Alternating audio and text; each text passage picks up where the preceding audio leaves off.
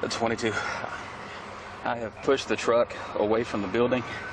I'm not sure if the structure's actually caught in fire, but the truck is in the parking lot now.